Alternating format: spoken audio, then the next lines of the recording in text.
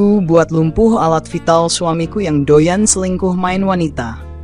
Malam itu, aku duduk di ruang tamu dengan segelas teh yang sudah dingin. Rumah ini terasa begitu sunyi, hanya suara jam dinding yang terus berdetak pelan, seolah menjadi saksi bisu dari semua perasaan yang terpendam di dalam hatiku. Suamiku, Aditya, belum pulang. Lagi-lagi dia memilih untuk menghabiskan waktunya entah di mana, dengan siapa, atau sedang melakukan apa. Aku sudah lelah bertanya. Jawaban yang selalu ia berikan hanya kebohongan yang sama. Rapat kantor, klien penting, atau teman lama. Perasaan curiga itu bukan baru muncul kemarin. Setiap kali ia pulang lewat tengah malam, aroma parfum wanita asing di bajunya selalu membuatku merinding. Aku menutup mata, mencoba berpikir positif, tetapi hatiku selalu menangkap kebenaran yang tak ingin kuterima. Hari ini, aku memberanikan diri untuk mengikuti jejaknya. Saat ia berpamitan pagi tadi, mengatakan ada pekerjaan penting, aku menahan senyum pahit. Dengan bantuan aplikasi pelacak di ponselnya yang kupasang tanpa sepengetahuannya, aku tahu kemana langkahnya membawa dia. Bukan ke kantor, seperti yang ia klaim, melainkan ke sebuah kafe kecil di pinggiran kota. Aku menunggu dari kejauhan, duduk di dalam mobil dengan kaca gelap. Hatiku hancur berkeping-keping ketika melihatnya keluar dari kafe, menggandeng seorang wanita muda berambut panjang dengan tawa yang tak bisa disembunyikan. Mereka terlihat begitu mesra, seolah tak ada rasa bersalah sedikit pun. Ketika mereka berdua masuk ke mobil Aditya, aku memutuskan untuk mengikuti.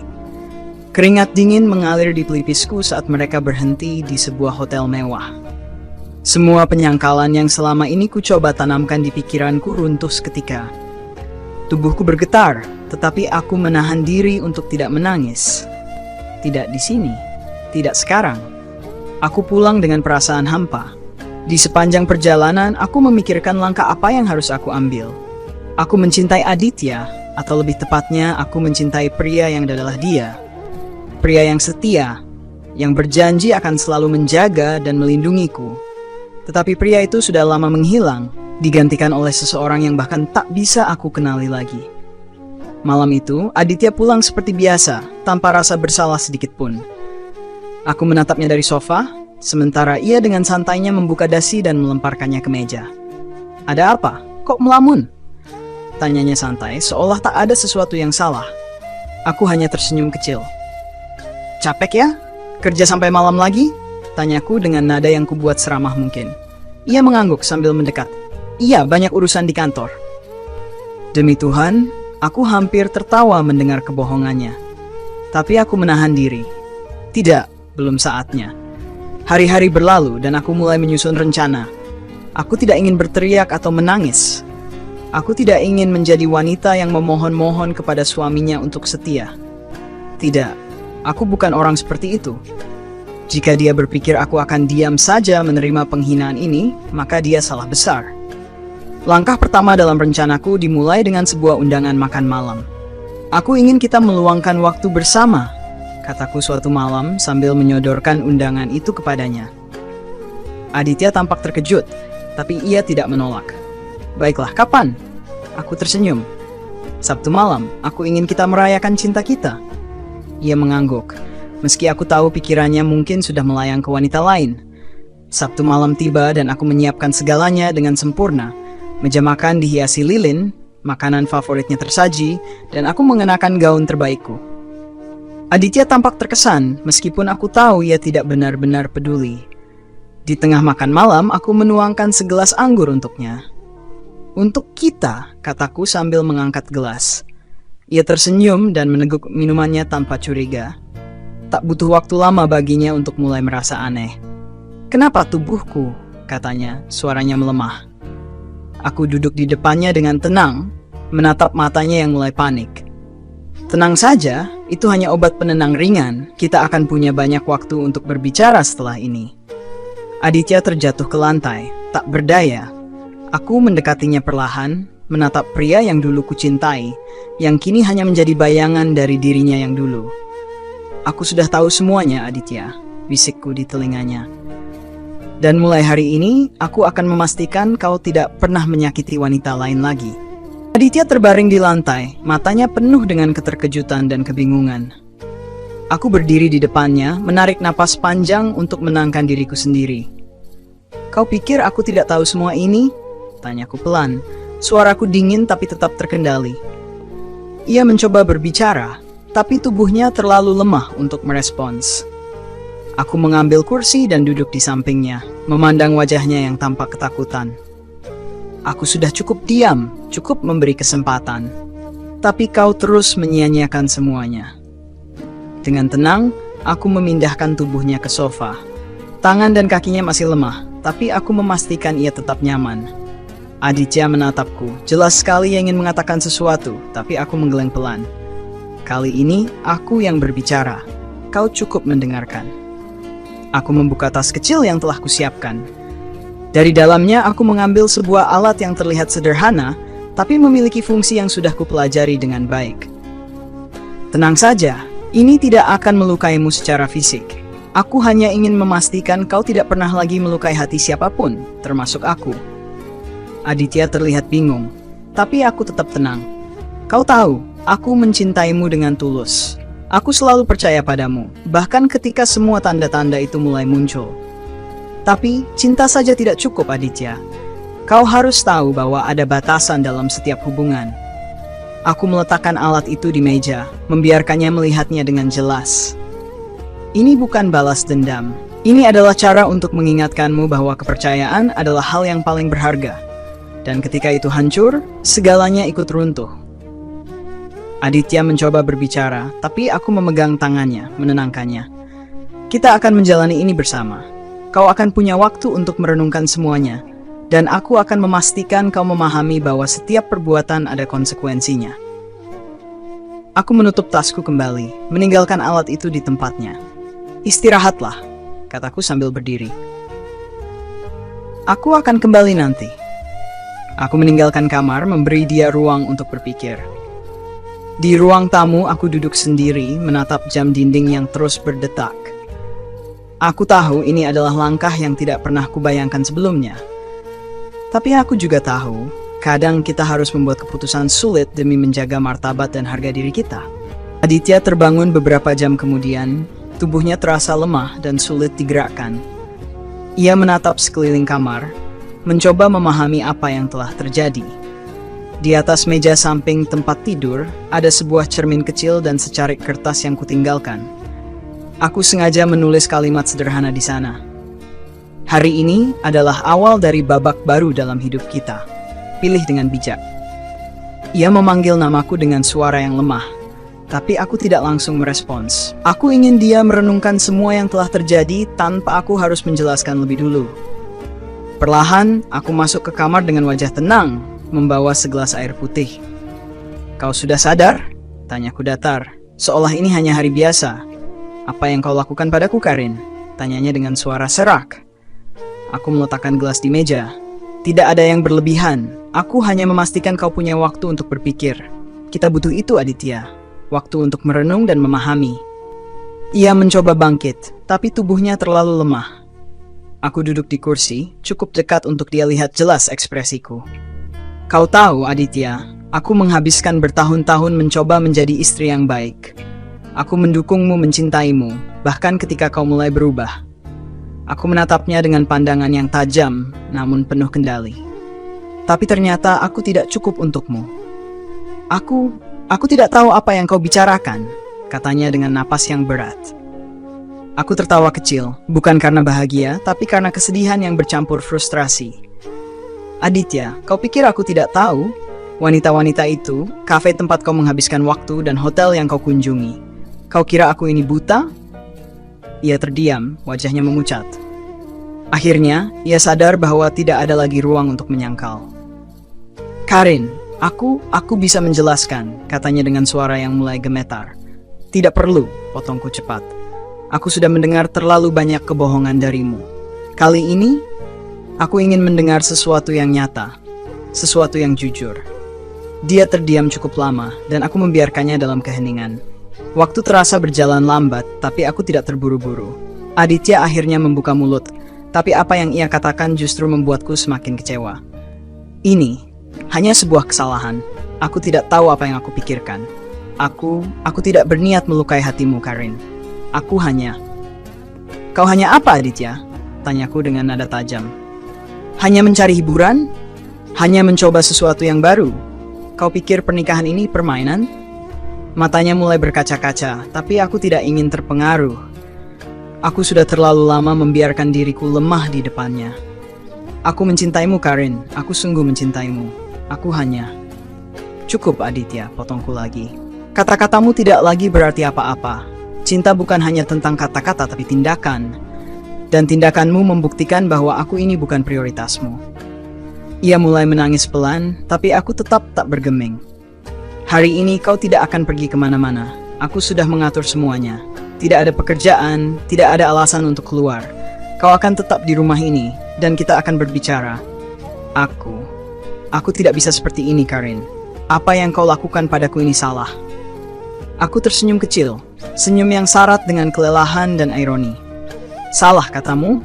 Kau bahkan tidak menyadari betapa banyak kesalahan yang kau buat selama ini. Tapi tidak apa-apa, Aditya. Aku memberimu waktu untuk berpikir. Karena mulai hari ini, aku tidak akan lagi menjadi wanita yang kau abaikan begitu saja. Aku meninggalkan kamar, membiarkan dia terjebak dalam pikirannya sendiri. Di ruang tamu, aku duduk dengan pikiran yang bercabang-cabang. Aku tahu bahwa perjalananku masih panjang, dan konflik ini baru saja dimulai. Aku harus menghadapi konsekuensi dari semua keputusanku, dan aku siap untuk melakukannya. Aditya, di sisi lain, hanya bisa menunggu apa yang akan terjadi selanjutnya. Malam itu, suara hujan menggema di luar jendela. Aditya masih di kamar, mencoba memanggilku beberapa kali, tapi aku mengabaikannya. Aku duduk di ruang tamu dengan secangkir kopi yang hampir dingin. Pikiran-pikiranku saling bertabrakan antara rasa sakit yang masih menusuk dan kekuatan yang terus kukumpulkan. Hampir tengah malam ketika aku memutuskan kembali ke kamar. Aditya masih di tempat tidur, wajahnya penuh kecemasan. Karin, aku mohon kita bicarakan ini dengan baik. Aku tahu aku salah, tapi ini bukan caranya, katanya dengan nada yang lebih rendah dari sebelumnya. Aku menatapnya tajam, dadaku terasa penuh sesak. Bicarakan? Kau ingin bicara? Setelah semua ini, Aditya? Aku memberimu waktu bertahun-tahun untuk bicara, untuk jujur, tapi kau memilih untuk berbohong. Dia terdiam, tampak terpukul. Tapi aku tidak berhenti. Kau tahu apa yang paling menyakitkan? Aku mempercayaimu. Aku menyerahkan segalanya padamu. Dan kau menghancurkan itu semua, tanpa berpikir dua kali. Aditya mencoba menjawab, tapi aku mengangkat tangan menghentikannya. Tidak, dengarkan aku. Aku menghabiskan malam-malamku menangis sendirian, bertanya-tanya apa yang salah denganku. Apa aku kurang cantik? Apa aku kurang perhatian? Tapi sekarang aku tahu, Aditya. Masalahnya bukan padaku. Masalahnya ada di dirimu. Air mata mulai mengalir di pipinya. Aku tidak ingin kehilanganmu, Karin. Aku sungguh mencintaimu. Aku tertawa, tapi tawa itu penuh luka. Cinta? Kau menyebut ini cinta? Kau menyebut kebohongan, pengkhianatan, dan penghinaan sebagai cinta? Kau bahkan tidak tahu arti cinta, Aditya. Ia mencoba bangkit dari tempat tidur, tapi tubuhnya masih lemah. Aku akan memperbaiki semuanya. Beri aku kesempatan. Kesempatan? Aku mendekat, berdiri tepat di depannya.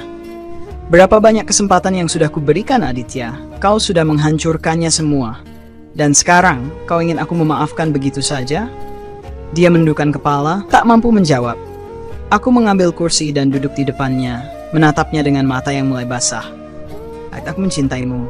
Aku benar-benar mencintaimu. Tapi cintaku padamu tidak lebih besar dari cintaku pada diriku sendiri. Dan aku tidak akan membiarkan diriku terus dilukai. Dia mencoba meraih tanganku, tapi aku menariknya. Karin, aku akan berubah. Aku bersumpah, ini terakhir kalinya aku melakukan hal bodoh. Aku tidak ingin kehilanganmu. Aku menghela napas panjang, berusaha menenangkan emosi yang menggelegak di dadaku.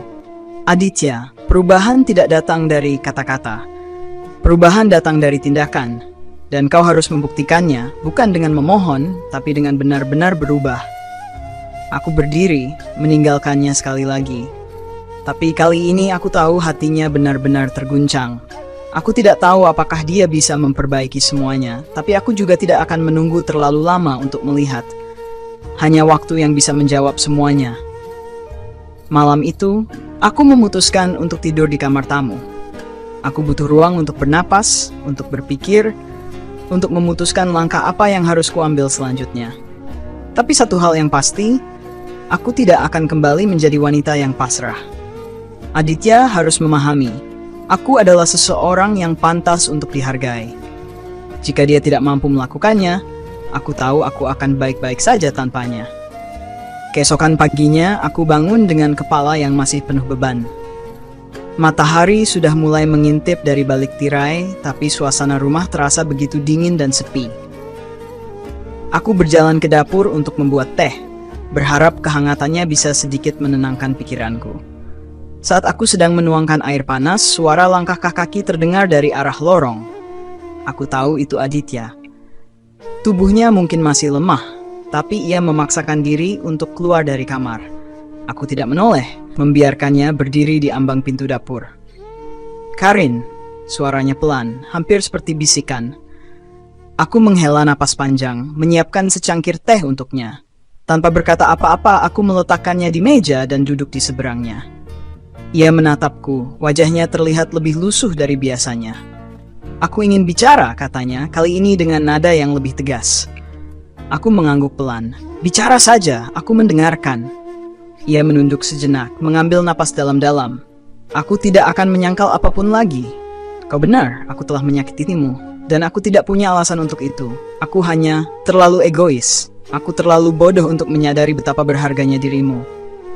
Aku menatapnya tanpa ekspresi, menunggu dia melanjutkan. "Wanita-wanita itu, mereka tidak berarti apa-apa.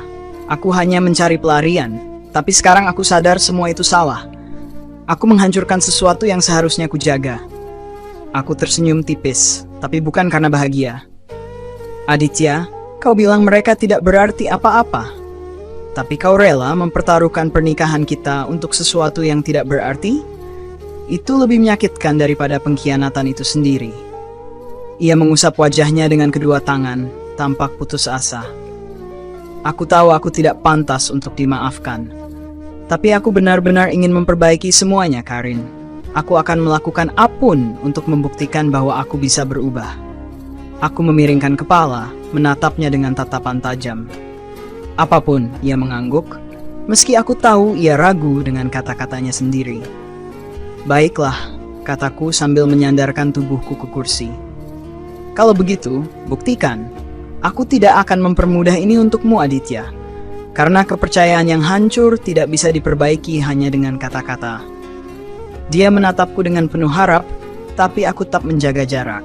"Mulai hari ini, aku akan mengatur semuanya. Kau akan mengikuti apa yang kukatakan. Dan jika aku melihat kau melanggar sekali saja, aku tidak akan ragu untuk pergi dari hidupmu." Aditya mengangguk lagi, meski wajahnya menunjukkan ketakutan. "Aku akan melakukannya, Karin. Aku berjanji." Aku berdiri, mengambil cangkir tehku dan berjalan keluar dari dapur. "Kita lihat saja seberapa serius kau dengan janji itu, Aditya.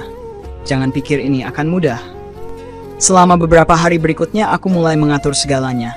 Aku memantau setiap gerak-geriknya, memastikan ia tidak kembali ke kebiasaan lamanya. Aku juga memberinya tanggung jawab untuk memperbaiki hubungan ini. Bukan hanya dengan kata-kata, tapi dengan tindakan nyata. Namun di sisi lain, aku juga diam-diam mempersiapkan diriku. Aku tahu tidak ada jaminan bahwa dia benar-benar akan berubah. Aku mulai menyusun rencana cadangan, memastikan bahwa jika semuanya kembali hancur, aku bisa pergi dengan kepala tegak. Konflik di antara kami tidak hilang begitu saja. Ada saat-saat di mana kami bertengkar hebat, saling menyalahkan. Tapi ada juga momen-momen kecil di mana aku melihat secercah harapan saat Aditya benar-benar berusaha untuk menjadi lebih baik. Meski begitu, aku tidak ingin terlalu cepat percaya. Aku tahu luka ini terlalu dalam untuk sembuh hanya dengan waktu yang singkat.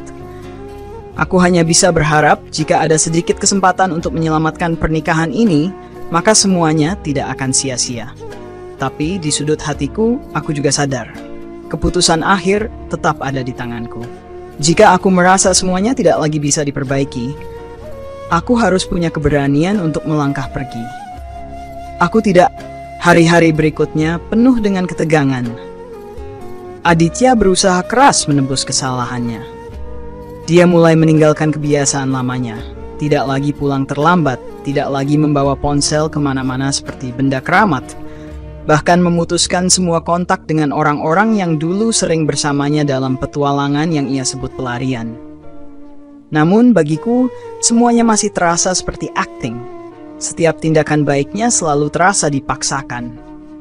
Entah karena aku sudah terlalu terluka, atau karena aku masih sulit percaya bahwa ia benar-benar berubah. Malam itu kami duduk di meja makan, menikmati makan malam yang penuh keheningan. Aku memandangi piringku, tak punya nafsu makan. "Karin," panggilnya lembut. Aku mendongak, menatap matanya yang terlihat penuh rasa bersalah. "Apa?" tanyaku singkat. "Aku tahu apapun yang kulakukan sekarang mungkin tidak cukup, tapi aku ingin kau tahu bahwa aku benar-benar serius."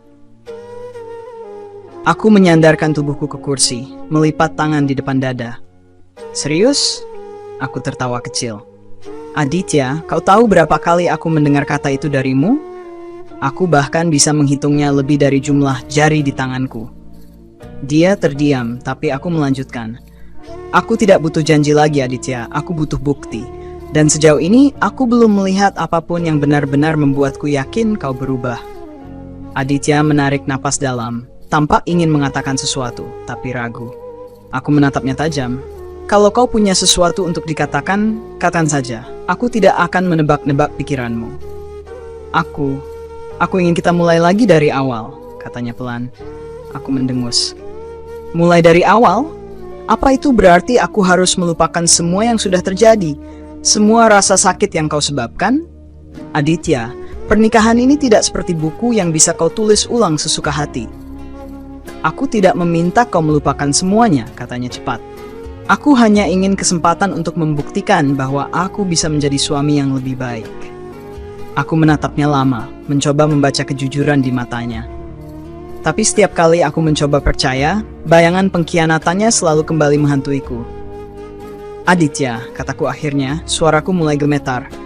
"Aku ingin percaya padamu, sungguh. Tapi aku tidak tahu apakah aku mampu.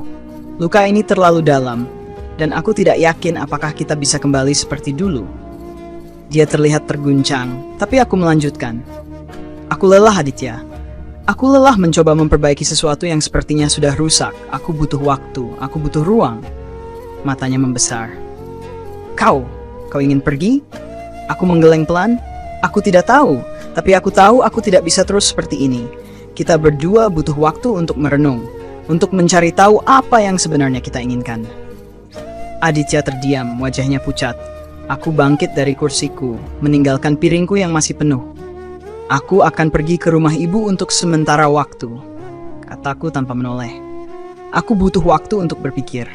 Kau juga." Dia tidak mengatakan apa-apa, hanya menatapku dengan mata yang mulai berkaca-kaca. Tapi aku tidak peduli. Untuk pertama kalinya aku merasa perlu memikirkan diriku sendiri, tanpa harus merasa bersalah. Aku masuk ke kamar, mulai mengemasi barang-barangku. Hati kecilku berteriak, memintaku untuk tetap tinggal, untuk memberinya satu kesempatan lagi. Tapi logikaku tahu, aku tidak bisa terus menahan rasa sakit ini. Aku butuh waktu untuk menyembuhkan diriku sendiri, dengan atau tanpa dia. Ketika aku keluar dari kamar dengan koper di tangan, Aditya berdiri di lorong, menatapku dengan tatapan penuh harap. "Karin, kumohon." Aku menghentikannya dengan satu anggukan. "Aku tidak pergi untuk selamanya. Aku hanya butuh waktu. Jangan mencariku, jangan memaksaku. Kalau kau benar-benar ingin memperbaiki ini, biarkan aku pergi." Ia mengangguk perlahan, matanya penuh air mata. Aku berjalan keluar rumah tanpa menoleh, menahan setiap emosi yang hampir meledak di dalam diriku. Aku tahu ini bukan akhir, tapi aku juga tahu ini adalah langkah pertama menuju sesuatu yang lebih baik, apapun itu. Selama beberapa minggu di rumah ibu, aku mulai menemukan ketenangan yang sudah lama hilang. Setiap pagi aku duduk di beranda, menikmati udara segar dan memikirkan banyak hal. Aku belajar bahwa cinta, sekuat apapun, tidak cukup untuk mempertahankan sebuah hubungan jika tidak ada rasa hormat dan kepercayaan. Aditya mengirimi pesan beberapa kali, tetapi aku tidak langsung merespons. Aku butuh waktu untuk menyembuhkan diri, untuk memastikan bahwa jika aku memutuskan kembali kepadanya, itu bukan karena rasa bersalah atau tekanan.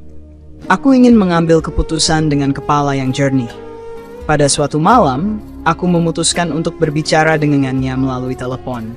Suaranya terdengar lelah, tetapi ada nada ketulusan yang baru aku rasakan. "Karin," katanya, "aku tidak tahu apakah aku pantas mendapat kesempatan lagi. Tapi aku ingin kau tahu bahwa aku telah mencoba berubah. Aku mulai berkonsultasi dengan terapis. Aku berhenti mencari alasan, berhenti menyalahkan keadaan. Dan aku melakukannya bukan hanya untukmu, tapi juga untuk diriku sendiri."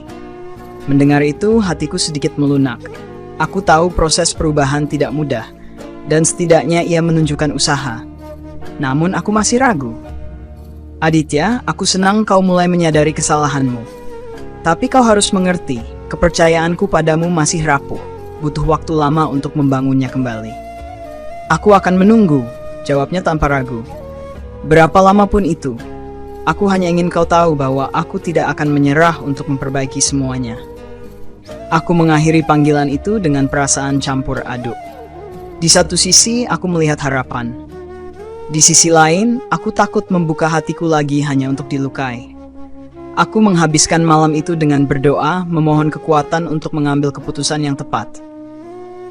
2 bulan kemudian, aku memutuskan untuk kembali ke rumah kami. Bukan karena aku sepenuhnya memaafkan Aditya, tetapi karena aku ingin memberinya kesempatan untuk membuktikan dirinya. Aku tahu, memaafkan adalah proses, dan itu dimulai dengan niat untuk mencoba. Aditya menyambutku dengan sikap yang jauh berbeda. Ia lebih perhatian, lebih sabar, dan tampaknya benar-benar berusaha untuk menjadi suami yang lebih baik. Namun, aku tidak membiarkan diriku terbuai. Aku tetap waspada, memastikan bahwa perubahan ini bukan hanya sementara. Hari demi hari berlalu, dan perlahan-lahan aku mulai melihat bahwa ia sungguh-sungguh. Ia tidak lagi menghindar dari tanggung jawab, tidak lagi mengabaikan perasaanku. Kami mulai membangun kembali komunikasi, sesuatu yang selama ini hilang dalam pernikahan kami. Nasihat dari cerita ini, kepercayaan adalah pondasi utama. Tidak peduli seberapa besar cinta dalam sebuah hubungan, tanpa kepercayaan, hubungan itu tidak akan bertahan lama. Jika kepercayaan hancur, perlu usaha keras dari kedua belah pihak untuk membangunnya kembali. 2. Pentingnya harga diri. Jangan pernah mengorbankan harga dirimu demi mempertahankan hubungan. Mencintai seseorang tidak berarti membiarkan diri terus dilukai. Cintai dirimu sendiri terlebih dahulu. 3. Perubahan memerlukan usaha nyata. Permintaan maaf tidak cukup untuk memperbaiki kesalahan.